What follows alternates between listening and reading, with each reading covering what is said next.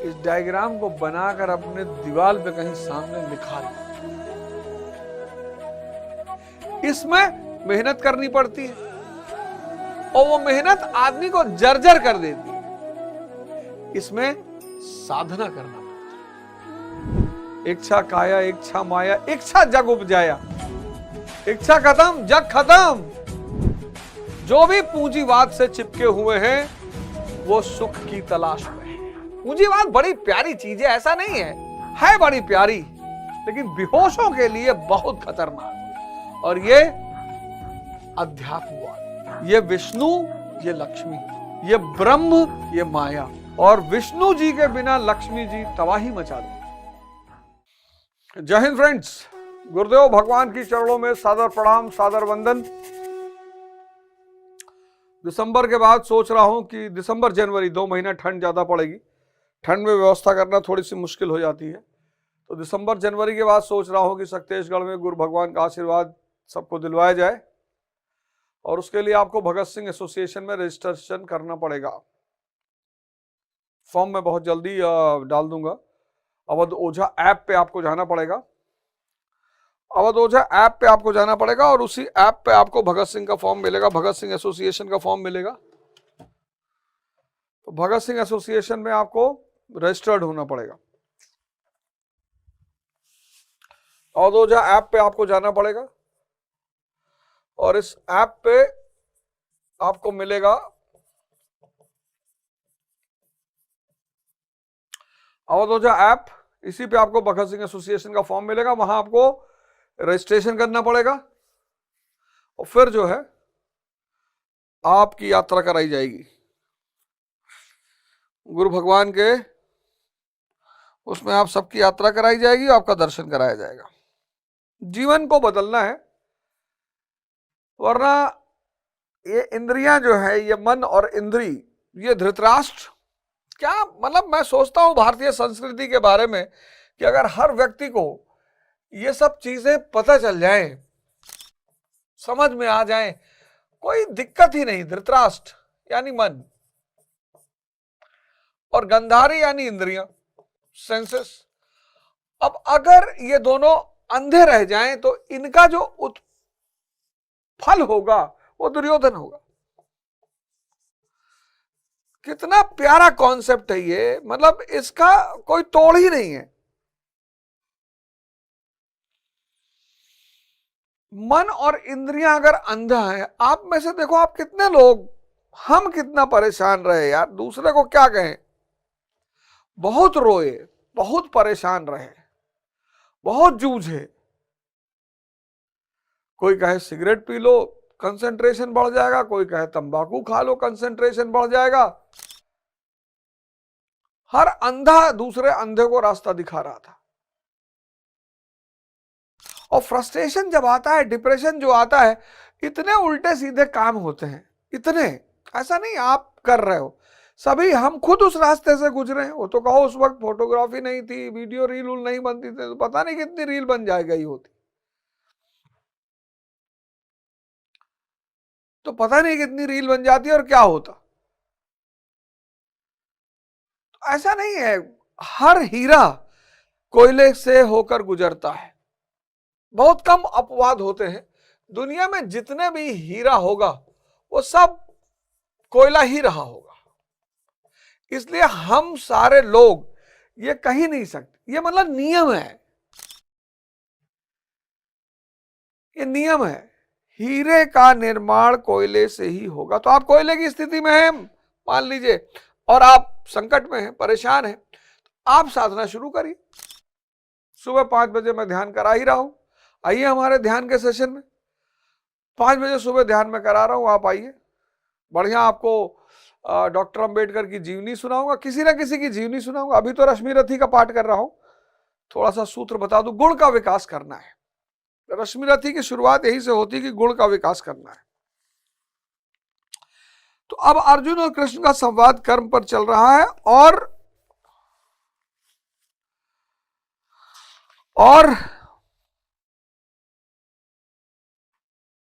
ध्यान मैंने कहा कि कर्म और परिणाम दोनों एक ही है, साक्षित्व, वर्तमान। जैसे वर्तमान ही आनंद है,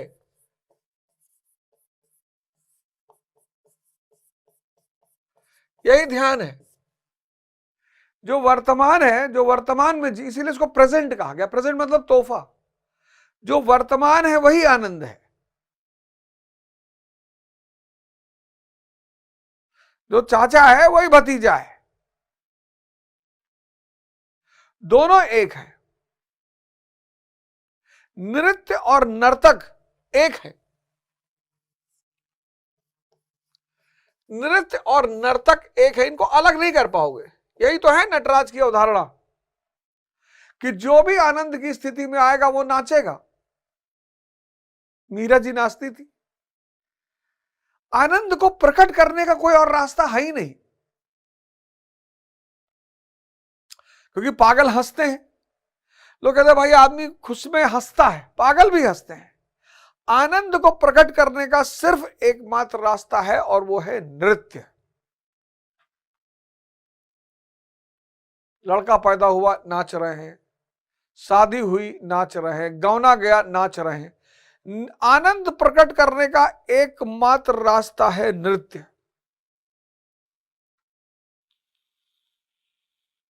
साधना शुरू करो, विवेक को जन्म दो, और विवेक एक ऐसी रोशनी है जो तुम्हें रास्ता दे।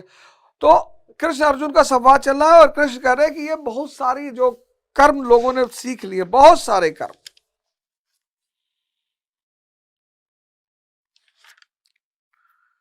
क्योंकि ध्यान अक्रिया है। दो चीजें अक्रिया है दुनिया में, इसलिए दोनों को लेकर बड़ा बवाल है। एक ध्यान और एक प्रेम, ये दोनों अक्रिया आप किसी से कर ही नहीं सकते।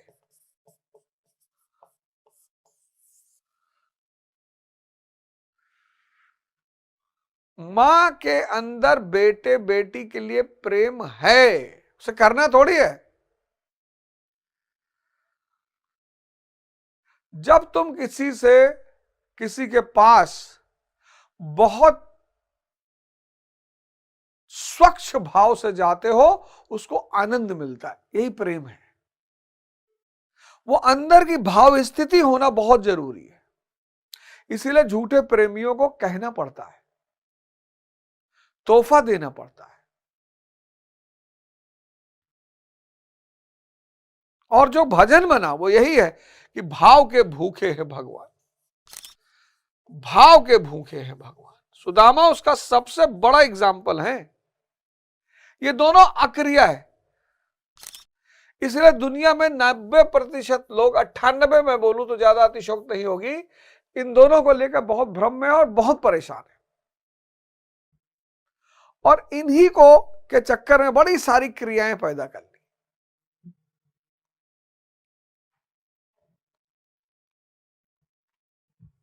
अब शरीर की आवश्यकता ने लिव इन को पैदा किया। लिव इन प्रेम का परिणाम थोड़ी है, लेकिन नाम लोग प्रेम का देते हैं। ध्यान के नाम पर हजारों क्रियाएं पैदा हो गई। क्रियाएं कुछ हद तक सहायता करती हैं। जैसे बच्चे को हम देते हैं ना चलने के लिए वॉकर, ऐसे क्रियाएं भी कुछ हद तक आपको खींचेंगी, क्योंकि मन शुरुआत में ही अक्रिया नहीं समझ पाएगा, तो शुरुआत में थोड़ी सी क्रिया उससे करानी पड़ेगी। आगे भगवान कहते हैं 44वें श्लोक में, लेकिन और वो कहते हैं कि ये जितने भी लोग इन अनंत क्रियाओं की चर्चा करते हैं बड़े अलंकारिक शब्द में करते हैं। और चूंकि जब पब्लिक जो है वो सुख से परिचित है, 900% जनता सुख से परिचित है, सुख से। इसी सुख की वजह से उसका शोषण होता है। 100% जनता, 100%, 100% जनता सुख से परिचित है। और इसी सुख की वजह से, इस सुख की जो लालसा है,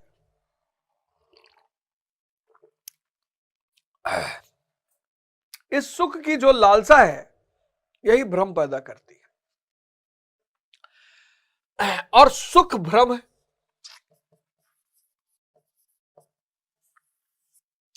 सुख भ्रम है ही नहीं।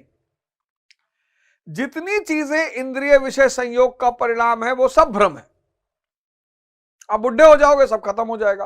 तब आपको पता चलेगा कि अरे यार ये तो सब इंद्रिय विषय संयोग था। आप इसीलिए हर बुजुर्ग आदमी समझदार हो जाता है। अपवाद तो सभी जगह है, और वो उस समझदारी को दूसरे को बताना चाहता है कि मत करो बेटा, एक समय आएगा जब ये सब बहुत दिक्कत देगी तुमको, लेकिन तब तक बहुत देर हो चुकी होती है।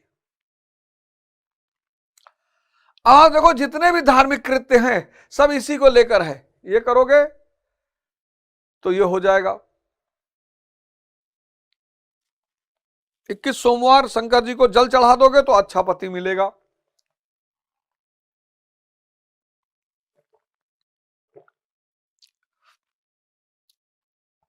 अब वो किसी ना किसी बहाने, उद्देश्य हालांकि अच्छा है, उद्देश्य बड़ा अच्छा है, उद्देश्य में कोई बुराई नहीं है। सत्यनारायण का पाठ है, उद्देश्य में कोई बुराई नहीं है।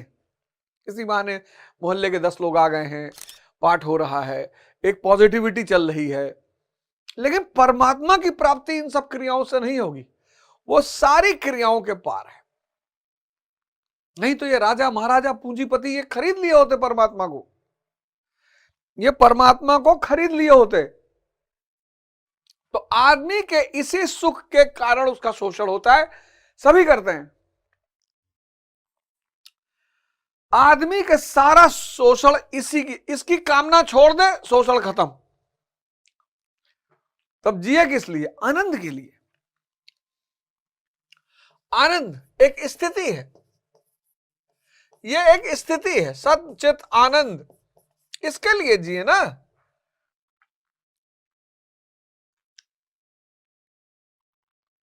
ये एक स्थिति है, सद चित आनंद। चित सत्य की अवस्था में, सत्य की अवस्था में, विचार शून्य, कोई विचार नहीं।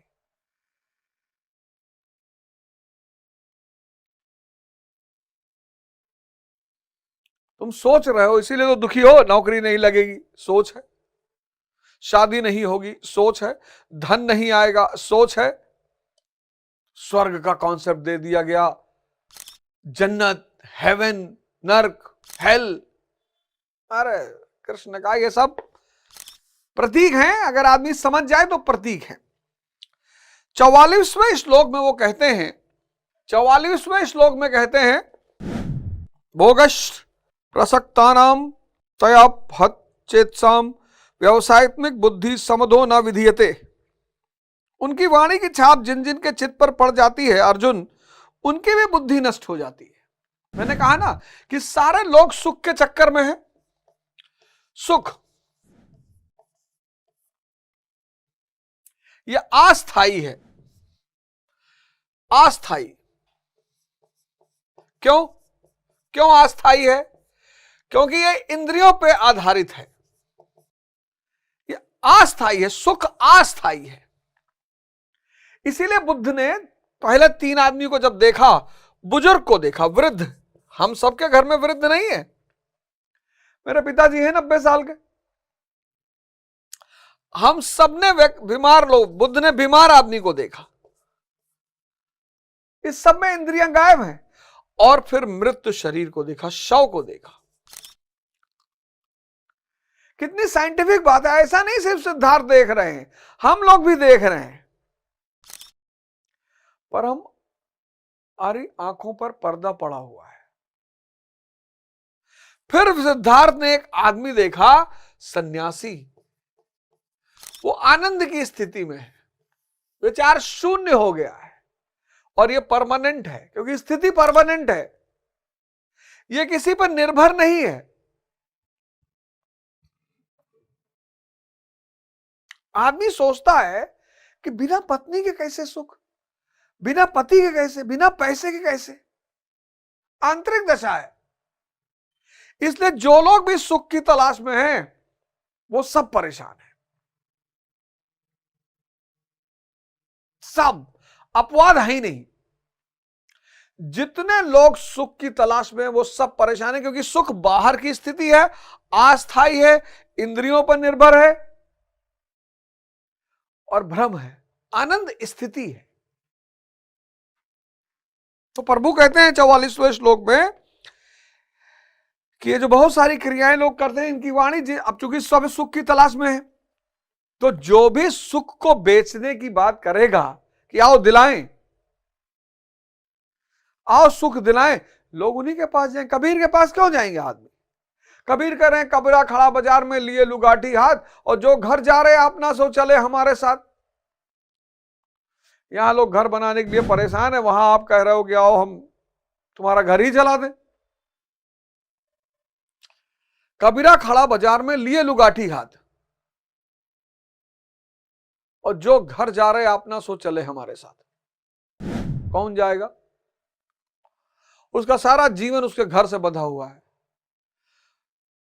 माता पिता का प्रेम, पत्नी का प्रेम, बच्चों का प्रेम, उसको जला दे वो।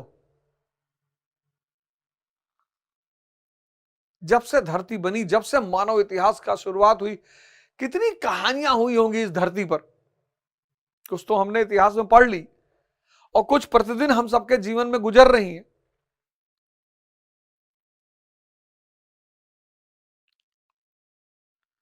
हमारी नानी थी, बेचारी चली गई, फिर दोबारा कभी नहीं आई।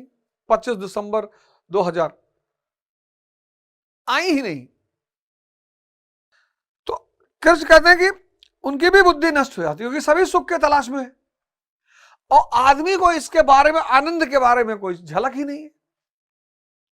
कुछ दिखाई पड़े तो आदमी को लगे सुख दिखाई पड़ता है। सुख की खास बात यह है कि यह दिखाई पड़ता है, आनंद दिखाई नहीं पड़ता। बस है आंख बंद किए मस्ती में है, कौन जाने मस्ती में है कि क्या है। आनंद दूसरे पर निर्भर नहीं है, आनंद स्थायी है, और आनंद अदृश्य है। कौन रिस्क ले? और आनंद का शुरुआती चरण, सुख का शुरुआती चरण बड़ा मजेदार है। मजे से ही शुरुआत होती है सुख की। आनंद इसके विपरीत, आनंद अस्थाई है। आरंभिक चरण दर्द वाला है, दूसरे पर निर्भर नहीं है, और अदृश्य है।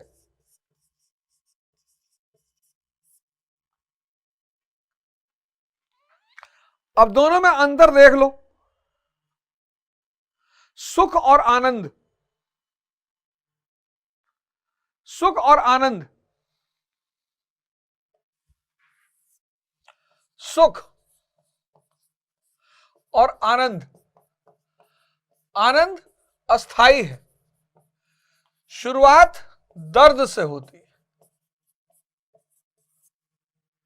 दूसरे पर निर्भर नहीं है,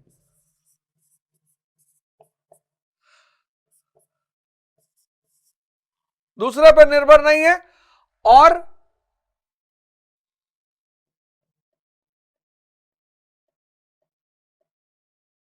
अदृश्य है।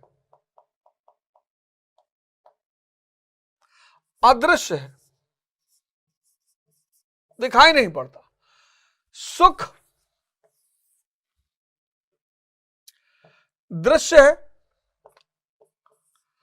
अस्थाई है। क्यों? क्योंकि इंद्रियों पर निर्भर है, दृश्य है, और शुरुआत मजे से, शुरुआत मजे से। जैसे अब मिठाई अगर खाओगे तो मजा आएगा, लेकिन बाद में शुगर बढ़ा देगा, शरीर के बाकी अंगों को परेशान करेगा। लेकिन अगर नीम की पत्ती खाओगे तो शुरुआत में बहुत कड़वा लगेगा, फायदे बहुत हैं।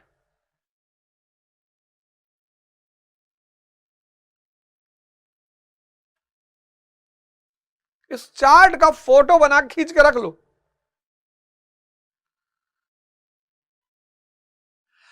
अब चूंकि लोगों को सुख बेचा जा सकता है, आनंद बेचा नहीं जा सकता। सुख बेचा जा सकता है, सब बेच रहे हैं, जो देखो वही। सुख बेचा जा सकता, आनंद बेचा नहीं जा सकता। अगर आनंद बेचा जाता तब फिर परमात्मा को न्यायपूर्ण कहना बहुत मुश्किल हो जाता। अल्लाह रहीम है, बिल्कुल है। उसको आपके पास पैसा है कि नहीं, अगर आप साधना करते हैं तो आप आनंद की स्थिति में आ जाएंगे। फकीर यही तो है। ये जो इस तरफ तुमको फकीर दिखाई पड़ते हैं,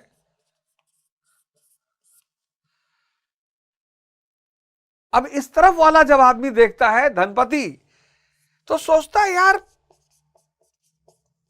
ये गरीब है, ये गरीब है, अंधे, जाहिल, ये गरीब है। हां, अगर इसने स्थिति नहीं प्राप्त की है तो यह संघर्षरत है, वो अलग बात है। अब अड़गड़ानंद महाराज इधर हैं, महाराज अड़गड़ानंद वो इधर है और चौकसी इधर है। चौकसी चौमसी जो है भाई, मैंने सुना है कोई बहुत बड़े पूंजीपति हैं, महाराज जी के आश्रम से जुड़े हुए हैं, वो इधर है। BMW मर्सिडीज भेज देते हैं। अब दुनिया की नजर में इनके पास सब कुछ है। एक से एक धनपति महाराज जी के, चौकसी मुंबई के कोई धनपति हैं जुड़े हुए हैं, जुड़े हुए हैं।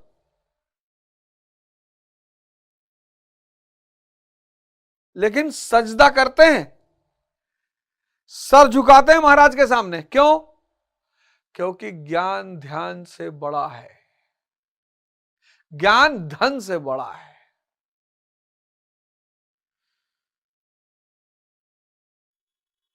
महाराज की आवाज चाहिए ही नहीं। आज वो कहते हैं हम अपनी मर्सिडीज ले जा रहे हो, ले जाओ, दे दो, ले जाओ। इस डायग्राम को बनाकर अपने दीवार पे कहीं सामने लिखा लो।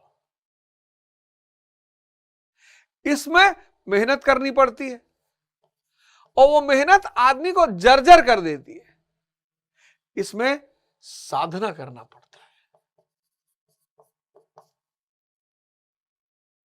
लगती है मेहनत टाइप की, लेकिन मजा बहुत आता है एक समय के बाद। इसलिए इसके बेचने वाले बहुत हैं, इसके बेचने वाले बहुत हैं। ये कट डालो, ये क्रिया कट डालो, ऐसा कट डालो, और सब किए जा रहे हैं।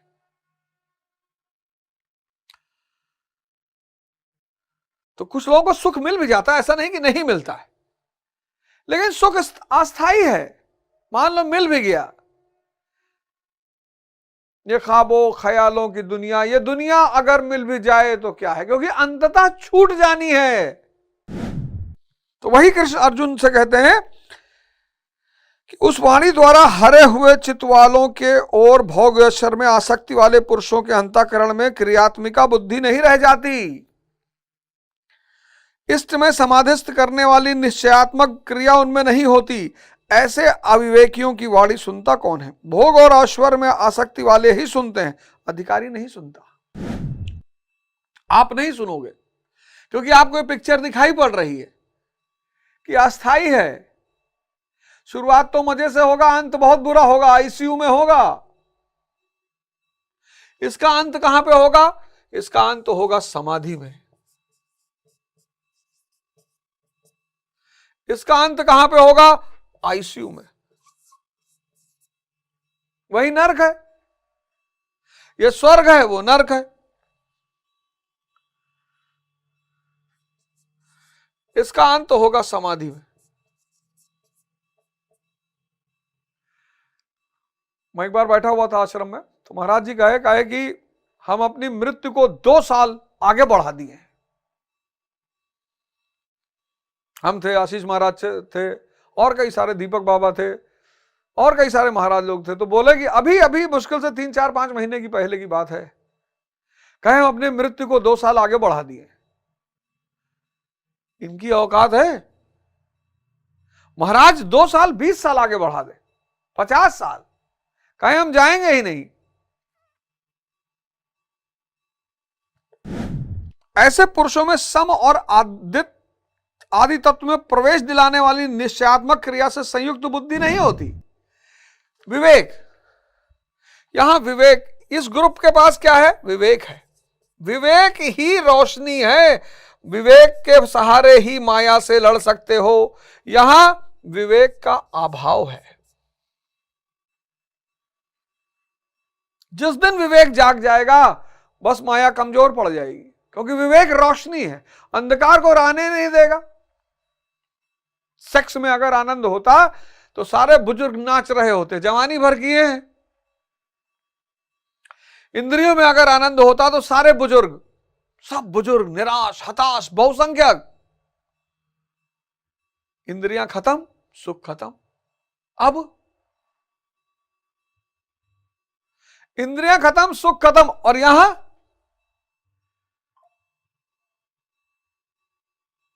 परमानंद। न गुरुवो न शिष्यम न बंधु न मित्रम शिवानंद चिदानंद स्वरूपा शिवोहम शिवोहम। प्रश्न उठता है कि वेद वादारता, जो वेद के वचनों से अनुरुक्त हैं, क्या वे भी भूल करते हैं? इस पर श्री कृष्ण कहते हैं, 45वां श्लोक, त्रिगुण विषया वेदा निस्त्रय गुणियो भावार्जुन निर्द्वंद नित्य सत्वस्थो निर्योग क्षेम आत्मना। कहते हैं अर्जुन, त्रिगुण विषया वेदा, वेदों तीनों गुणों तक ही प्रकाश डालते हैं, सत्व रज तम।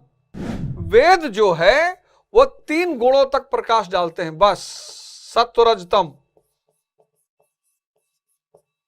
कि मनुष्य इन 3 गुणों से बंधा हुआ है, सत रज तम। कोई ना कोई तो इंडिकेशन करेगा ना भाई। तो वेद इंडिकेटर है।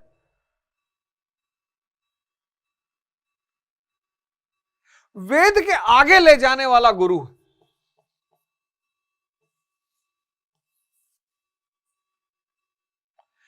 इन तीनों से त्रिगुणातीत। अब अर्जुन जो है वो क्या है? क्षत्रिय है, लड़ सकता है, तीनों गुणों को काट दिया है उसने। क्षत्रिय वही जो तीनों गुणों को काट दे।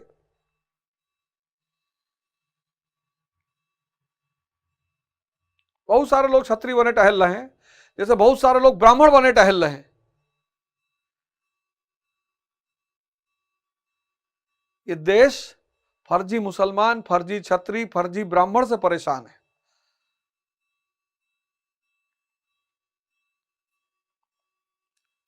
ये देश और किसी चीज से नहीं परेशान है। ये देश फर्जी मुसलमान, 5 रुपए के सिक्के पैर रख के खड़े हैं, कह रहे मुसलमान है। ब्राह्मण देने की स्थिति में मांगेगा थोड़ी, कोई कुछ दे जाए। महाराज जी ब्राह्मण है, कोई आता है प्रवचन कथा सुनने तो कहते हैं पैसा रख दो, कोई दे गया, उसकी मर्जी। महाराज खुद ही दिन भर सबको बांटते रहते हैं, जो आता है उसी को बांट रहे हैं।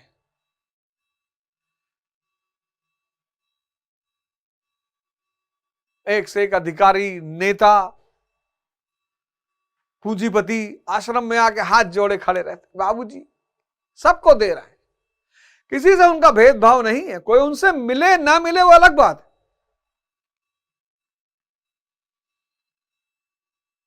कोई उनसे मिले ना मिले अलग बात। जो लोग नहीं मिल पाते वो कृपया करके कभी निराश ना हो कि हमें कुछ नहीं मिला। अगर आपने उनका प्रवचन बैठ के सुना है तो आपको उन लोगों से ज्यादा मिला है जो उनसे मिल के जा रहे हैं। गारंटी बता रहा हूं। आप जब भी उनका प्रवचन सुने, आंख बंद कर लें, मोबाइल बंद कर लें, आपस में एक दूसरे से बात ना करें। आप इतना लेकर जाएंगे कि आपको अंदाजा नहीं हो पाएगा। ये जो आप आपस में बात करते रहते हैं, मोबाइल से फोटो खींचते रहते हैं, इसी से आपको कुछ मिल नहीं पाता, क्योंकि वो धारा बह रही होती और धारा को रिसीव करने के लिए ध्यान चाहिए, तभी वो राधा बनेगी। और आप अध्यान की स्थिति में बैठे रहते हो। आप लोग निराश हो गए, गुरु महाराज से मुलाकात, सबसे मिले वो।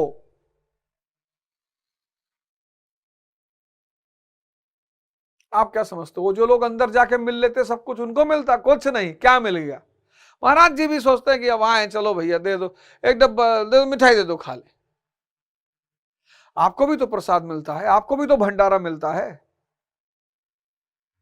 गुरु भगवान किसी के साथ अन्याय नहीं करते, सबको देकर विदा करते हैं और सबसे ज्यादा उसको देते हैं जो उनसे मिल नहीं पाता। ये बड़े राज की बात है। आप ना ले पाओ वो एक अलग बात है। तो ये क्षत्रिय हो गया, तीनों गुणों को काटने की क्षमता। अब सिर्फ गुरु ही आगे पार करा सकता है, क्योंकि वेद यहां पर आकर चुप हो जाते हैं। कैसे बढ़ा जाए? तू तीनों गुणों से ऊपर उठ, अर्थात वेदों के कार्य क्षेत्र से आगे बढ़। कैसे बढ़ा जाए? इस पर श्री कृष्ण कहते हैं निर्द्वंद, सुख दुख के द्वंद्वों से रहित, नित्य सत्य वस्तु में स्थित और योग क्षेम को ना चाहता हुआ आत्मपरायण हो। जो गुरु की स्थिति है उसको देख, सपने से ऊपर उठ जा, इच्छा से ऊपर उठ जा, विषमताओं से ऊपर उठ जा, द्वंद्व से ऊपर उठ जा। इच्छा काया, इच्छा माया, इच्छा जग उपजाया। इच्छा खत्म, जग खत्म। इच्छा काया, इच्छा माया, इच्छा जग उपजाया। इच्छा खत्म, जग खत्म। तो भगवान कह रहे हैं कि तू सपने से ऊपर उठ जा, इच्छा से ऊपर उठ जा, द्वंद्व से ऊपर उठ जा, विषमताओं से ऊपर उठ जा। यही सब तो मन की क्वालिटियां हैं, हैं? और जो इन सो मन से ऊपर उठेगा, पर्दा उठ गया। मन पर्दा है। मन क्या है? पर्दा। मन यानी पर्दा। पर्दे को रहने दो, पर्दा ना उठाओ। पर्दा जो उठ गया तो राज खुल जाएगा। अल्लाह मेरी तौबा, मौला मेरी तौबा।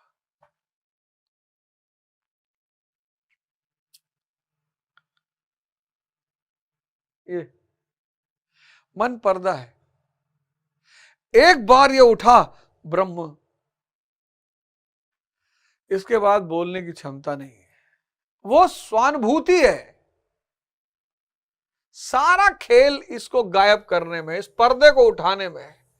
उसके बाद जो भी है वो स्वानुभूति है,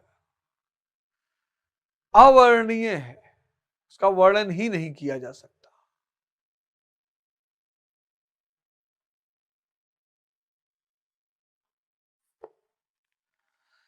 इसीलिए इस देश ने गुरु को भगवान से ऊपर का दर्जा दिया कि किताबें एक लेवल तक पहुंचाएंगी।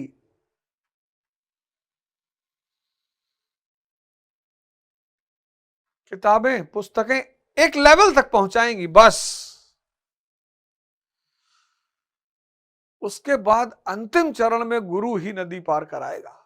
गुरु गोविंद दो खड़े, काके लागू पाए, और बलिहारी गुरु आपने गोविंद दियो बताए। सुबह 5 बजे से ध्यान करा रहे हैं इसी चैनल पर। आओ 5 बजे सब।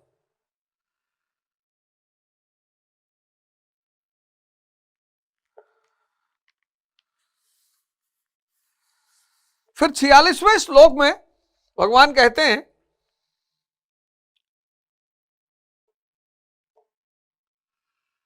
यवनार्थ उत्पाने सर्वता संप्लुप्त दोदगे तवना सर्वेषु वेदसा ब्राह्मणस्य विजानता। सब ओर से परिपूर्ण जलाशय के प्राप्त होने पर मनुष्य का छोटे जलाशय से जितना प्रयोजन रहता है, अच्छी प्रकार ब्रह्म को जानने वाले ब्राह्मणों का वेदों से उतना ही प्रयोजन रहता है। समंदर मिल गया, नदी मिल गई, बह रही है धारा। नदी मिल गई, नदी मिल गई। अब कुआं, लेकिन कुएं ने कुछ दिन तो साथ निभाया है ना। कुएं का भी सम्मान है, इसने भी कुछ दिन तक साथ निभाया है, कुछ रास्ता इसने भी तय कराया है, कुछ इशारा इसने भी किया है। इसलिए हम इस देश में किताब जब पैर से लग जाती तो वे उठा कर यहां लगाते। किताबें विवेक पैदा करने का सबसे शक्तिशाली माध्यम है। किताब से जुड़ो। डॉक्टर अंबेडकर की जीवनी सुनाने जा रहा हूं सुबह 5 बजे वाले शो में। ध्यान, योग, बस वहां कुछ पढ़ा वढ़ा नहीं रहा हूं सुबह 5 बजे, लेकिन डॉक्टर अंबेडकर की जीवनी सुनाने जा रहा हूं सुबह 5 बजे। अरे सुनोगे जीवनी, रोने लगोगे। गुण पर आधारित, गुण पर। अब जिसको नदी मिल गई वो कुएं को तो छोड़ ही देगा, लेकिन ससम्मान छोड़ेगा। जो ब्राह्मण हो गया, 46वां श्लोक। तात्पर्य यह है कि जो वेदों से ऊपर उठता है वह ब्रह्म को जानता, वही ब्राह्मण। अर्थात तू वेदों से ऊपर उठ, ब्राह्मण बन। अर्जुन क्षत्रिय था, श्री कृष्ण कहते हैं कि ब्राह्मण बन। ब्राह्मण, क्षत्रिय इत्यादि वर्ण स्वभाव की क्षमताओं के नाम है, कर्म प्रधान है। और जिस दिन ये दोबारा कर्म प्रधान हो जाएंगे, ये देश महान हो जाएगा। ना कि जन्म से निर्धारित होने वाली कोई रूढ़ी, जिसे गंगा की धारा प्राप्त है, उसे क्षुद्र जलाशय से क्या प्रयोजन। उनका उपयोग, वहीं से चर्चा आरंभ होगी। इशारा, इनका भी एक उपयोग है। इशारा, कौतूहल, जिज्ञासा, यही पैदा करते हैं। एक भूमिका इनकी भी है। इसके उपरांत योगेश्वर श्री कृष्ण कर्म करते समय बरतते जाने वाली सावधानियों का प्रतिपादन करते हैं। अगला जो श्लोक है बहुत क्रांतिकारी, 47वां जो श्लोक है बहुत क्रांतिकारी। बहुत सारे लोग इसकी चर्चा करते हैं। कर्मण्येवाधिकारस्ते मा फलेषु कदाचन। लेकिन इस श्लोक की हम अगले एपिसोड में चर्चा करेंगे। जीवन को बदलिए, इस दुष्चक्र से बाहर आइए। ये जो आज पूंजीवाद, इसका लास्ट पॉइंट तो मैं बताना भूल ही गया। ये जो भी पूंजीवाद से चिपके हुए हैं वो सुख की तलाश में है। पूंजीवाद बड़ी प्यारी चीज है, ऐसा नहीं है बड़ी प्यारी, लेकिन बेहोशों के लिए बहुत खतरनाक।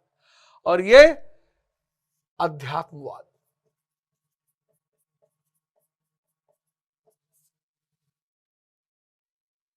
ये विष्णु, ये लक्ष्मी,